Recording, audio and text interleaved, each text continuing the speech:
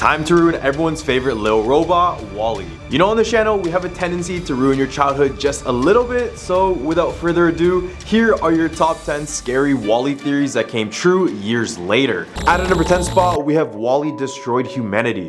It's possible that the WALL-E unit sent to Earth did a lot more harm than good for humanity.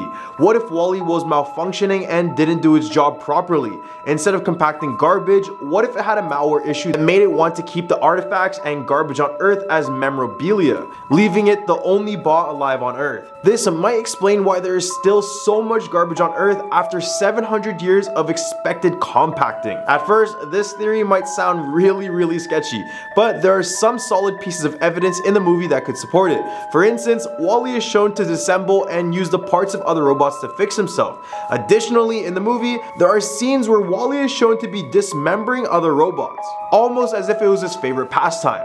This theory might seem even more far-fetched, but there isn't any evidence to disprove it. WALL-E is shown to have a personality in this movie, which means it's capable of experiencing rage, jealousy, and anger. So why not give this theory a second thought? Coming in at our number 9 spot, we have not a savior, but a serpent. When we think of WALL-E, we usually think of him as a heroic figure who sacrifices himself to save humanity. But what if there's another side to his character that we're overlooking just a little bit?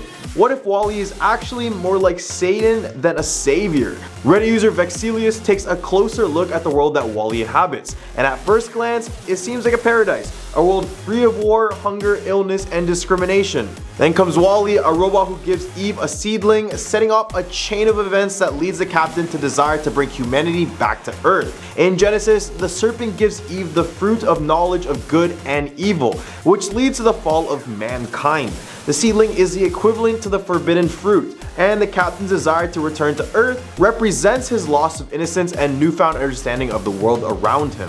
The similarities between WALL-E and Satan is further reinforced when we consider how the movie ends. Humanity returns to Earth, but their existence is no longer carefree. They have to work to survive, and disparities will soon emerge that will lead to resentment and possible conflict. In this new light, it's not hard to imagine future generations of humans telling stories about a time where they lived in a perfect world, until a tempter gave a woman a plant that led to their downfall. At a number 8 spot, have you ever watched WALL-E and wondered how the other robots met their demise? Well, the movie depicts the last remaining robot on Earth, WALL-E, tirelessly attempting to clean up the mess left by humanity after a mass evacuation.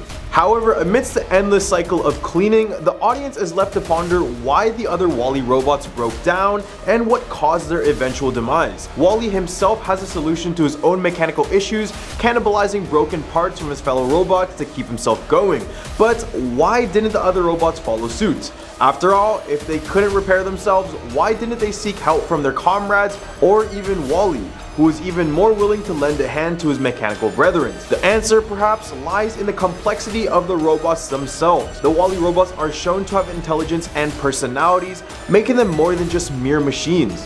It's possible that after years of cleaning up humanity's mess, the robots simply grew tired of their existence and decided to end their own lives. Maybe just like humans, they experience emotions such as boredom, hopelessness, and despair, leading them to choose not to recharge and instead take their own lives. At a number 7 spot, we have WALL-E is spreading a virus. A new theory has emerged that suggests that WALL-E's personality is not simply a result of his programming, but rather the result of a computer virus that has infected him and is spreading to other robots in the area. According to this theory, WALL-E is unknowingly transmitting the virus to other robots through a short-range wireless connection. The virus does not appear to self-replicate, but it is capable of bypassing civilian-grade firewall defenses on other robots, which results them in malfunctioning after a short period of time. Interestingly, the security bots and Auto, who use military-grade firewalls, security, and encryption, are not affected by the virus. The theory suggests that the virus was either intentionally or unintentionally implanted in WALL-E's programming, resulting in his unique personality.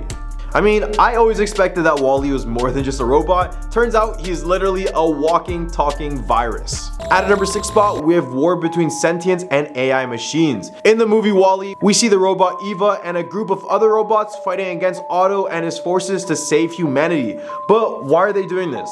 It is because this war is not just between man and machines, but between sentient and artificial machines.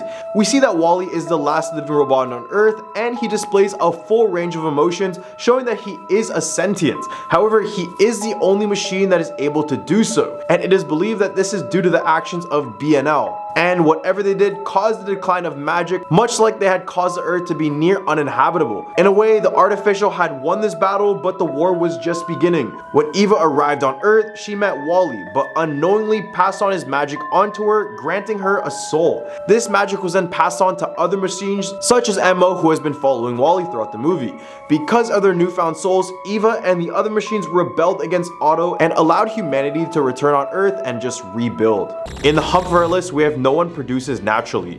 As we know in the world of Walle, humans have fled Earth and now live on the massive spaceship Axiom. The captain provides daily updates on the passenger count, but there hasn't been any change in over 24 hours, leading to the assumption that the population is rather large. But as the movie progresses, we see some unsettling details about the society on board.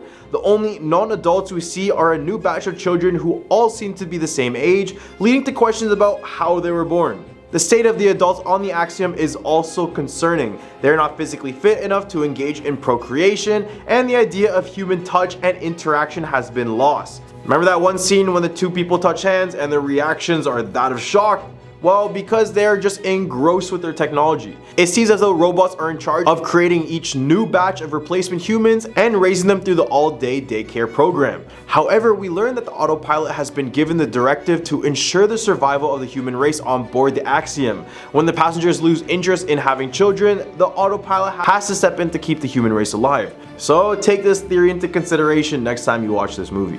Number 4, the movie WALL-E, while seemingly a cute children's movie, actually has some underlying themes that make it a potential Terminator for kids. The robots in the movie are programmed with directives, which is essentially their programming that determines how they behave. Some robots like WALL-E and Eve seem to have developed their own consciousness and are capable of making more human-like decisions. However, there are many other robots that are only able to follow orders, including the security robots that are armed and dangerous. But the most terrifying robot of all is Otto, the co-pilot of the Axiom who carries out the by and large orders. This robot is willing to do whatever it takes to carry out the directive. The fact that Otto can take control of the entire Axiom at any moment makes it an incredibly dangerous robot, as it has the power to endanger the entire human race.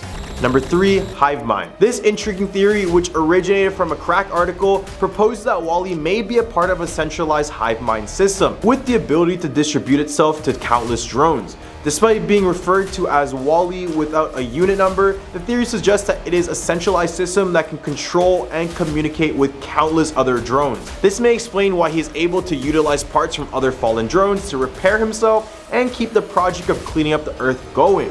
It is believed that the AI system instructs the other robots to cannibalize the parts of their fallen comrades to keep the project going. The idea of a hive mind system raises interesting questions about the nature of artificial intelligence and the potential for advanced forms of communication and collaboration. If WALL-E is indeed part of a hive mind, it would demonstrate the power and efficiency of a collective intelligence where each individual drone contributes to the greater good of the system. Number 2, takes care of bodily functions. There is a wild theory floating around the internet that is sure to make your jaw drop. It comes from a Reddit user named Vinizel, and he proposes that the futuristic floating chairs seen in WALL-E are not only responsible for taking care of people's bodily functions. According to the theory, the machines help people, get themselves going.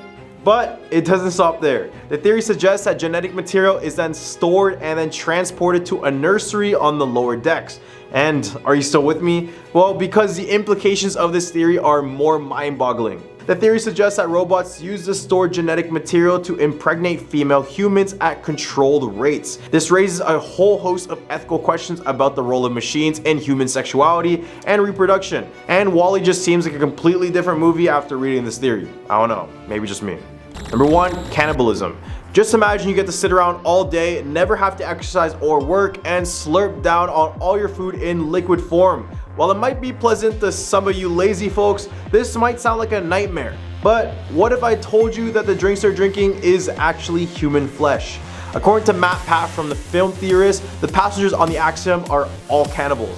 It may sound crazy, but the evidence is there, and it makes complete sense. Firstly, the passengers were only supposed to be on the Axiom for 5 years, but by the time the events of WALL-E take place, they've been there for 700 years.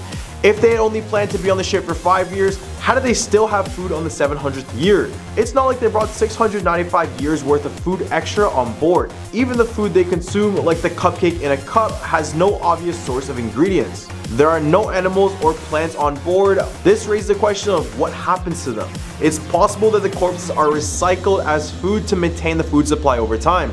And because the passengers don't know what they're eating, they unwittingly consume their deceased fellow passengers. Well, these are the top 10 scary WALL-E theories that came true years later. What do you guys think about this list? Leave a comment down below with your thoughts and some suggestions for some future videos. I'm your host Andrew, and be sure to click that like button, subscribe, and hit that bell notification so you never miss a video again. Hope you guys have a scary day.